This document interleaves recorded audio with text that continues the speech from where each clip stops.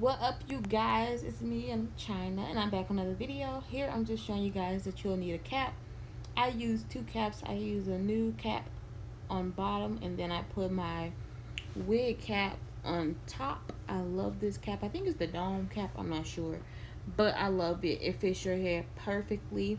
And the reason I'm using a new cap underneath, you guys will see later on in the video, so just keep watching. In a minute I will flip the dome cap, because the dome cap kind of has two lines to help you basically decide where you put your closure. As you can see, those two lines right where my fingers are, and yep, I just touched it.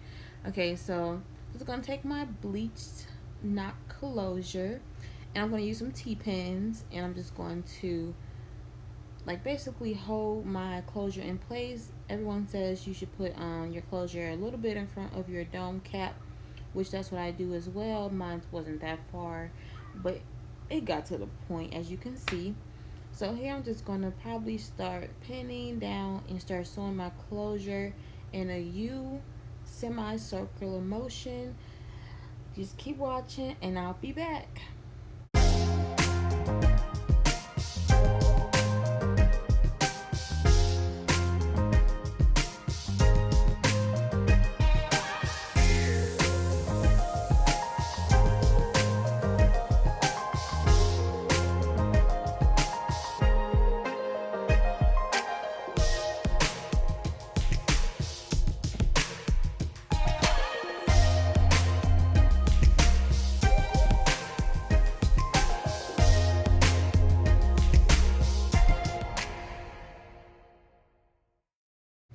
Okay, you guys, so as you can see, I had already started sewing the closure. It looks kind of messed up if you look closely, but I was doing it fast. I have somewhere to be. Later on in the video, you see me do like, I had a whole different outfit on, so I was trying to get at least the closure done. So it kind of took me a minute to get in the groove of making wigs again, because I just been doing closure sew-ins. But that's basically it. Just keep sewing your closure. Make sure you pulling it back, not too much, but make sure you just pulling it back for so it won't have any like holes in it, or it won't lift or anything like of that nature. But that's really much that's pretty much it. I don't want to bore you guys with my talking, so enjoy, and I'll probably be back with another clip.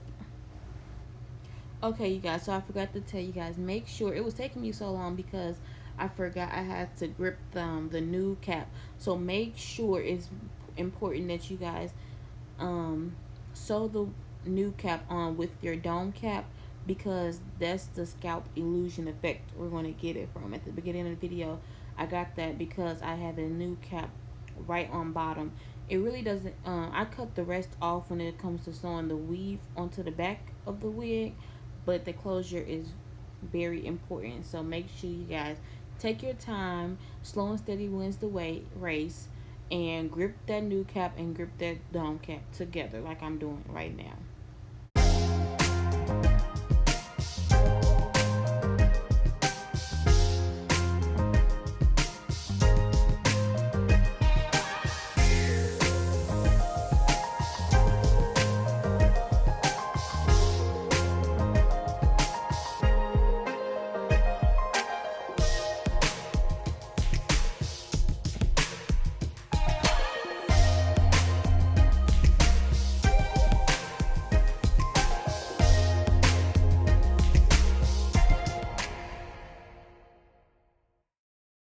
Alright, y'all, so here I was getting kind of excited because the closure is done, well, done being sewn.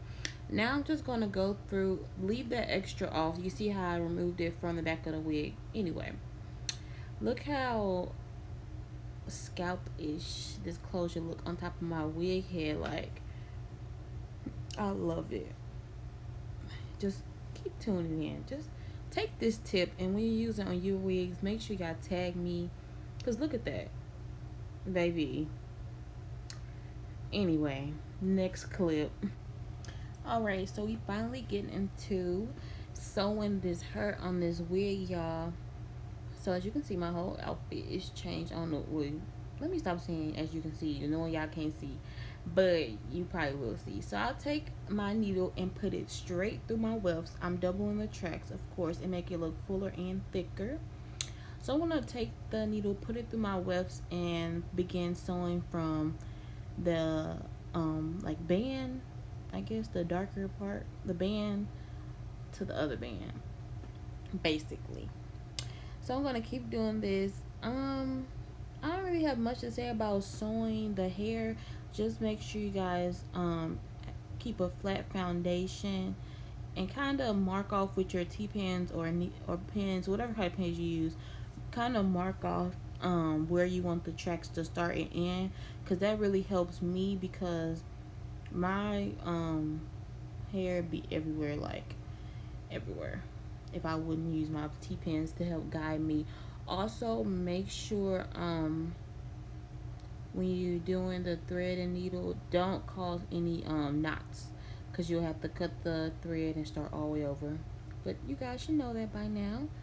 And I'll see you guys probably at the end of this video. Thanks for watching. If I don't say it at the end, mwah.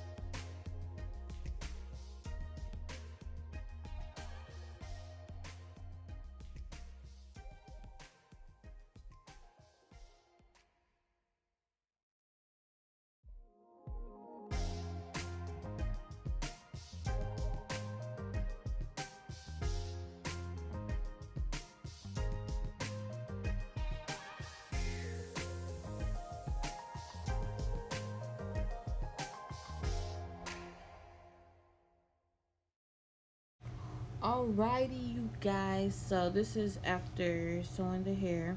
So make sure you cut all this new cap off, but don't cut what's already sewn down. As you can see, I'm not cutting what's sewn down, just cutting the excess.